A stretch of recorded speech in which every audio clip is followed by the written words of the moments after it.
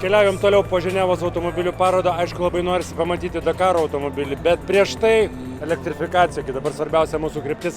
Renault pristato savo atnaujintą penktuką. Revoliucija, ar kaip kitaip tai reiktų pavadinti, kai senas 72 metų automobilis įgauna naujus bruožus, tampa elektromobiliu, traukia akį. Ir be abejo, tai turbūt labai svarbus pareiškimas mūsų rinkai, nes mūsų rinkoje ką, visi nori tų crossoverių, vadinamą SUV. Ne juos reikia tobulinti mažus, smagius miesto automobilius, nes čia yra e-judumo esmė. Keliaujame į premjerą Renault R5 e-Tech.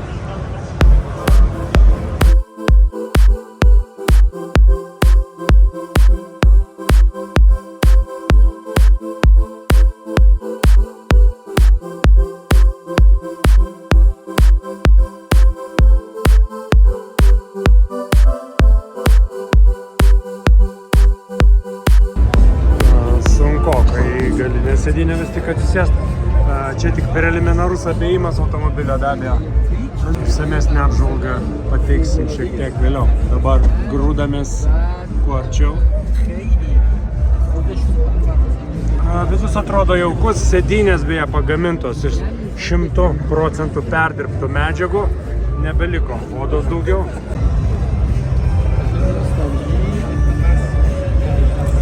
Toks nedidelis bagažo skyrius, bet čia vėlgi B segmentas, mažas miesto automobilis.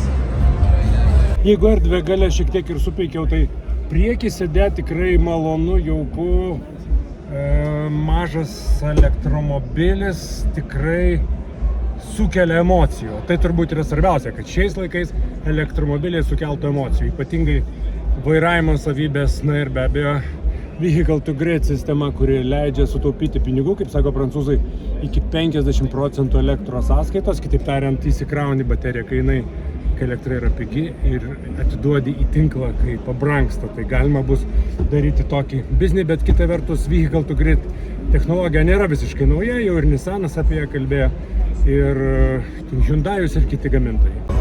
Bet svarbiausia be abejo kaina. Šitas elektromobilis kainuos apie 25 000 eurų. ID2, sakykime, vienas iš konkurentų, Volkswagen ID2, kuris pasirodys anksčiau. Tai galbūt čia Volkswagenas turi privalumų, tačiau jeigu kalbėtume apie ryškumą, kaip pamačiau pirmą kartą modelį, iš tikrųjų atrodo įspūdingai toks jaunimui tikrai turėtų patikti ir galbūt kaip antras automobilis šeimoje taip pat baitų, bet jis pasirodys tik tai 2025 metais, taigi laukti reikia dar gana ilgai. Grūdasi minė žmonių, tai atsiprašau, kad vaizde yra daug žmonių, mažai automobilių, bet noriu parodyti tiesiog, kaip atrodytų skirtingų spalvų Renault penktukas. Galite įsirinkti žalias, jums gražesnis, geltonas ar mėlynas netgi. Mobilize sistemėlė įkrovimo. O premjeros diena, tai čia bičio vilys verda. Šiaip iš tikrųjų daugelis automobilių gamintojų abejojo, ar dalyvauti Ženevos parodoje, tai kainuoja milijonus, būkime atviri. Tai tie, kas čia yra, pavyzdžiui, šiuo atveju apie Renault kalbu, manau, kad sulaukia labai daug dėmesio. Štai čia beje yra gaisrininkams skirta baterijos gesinimo anga, vadinkim taip.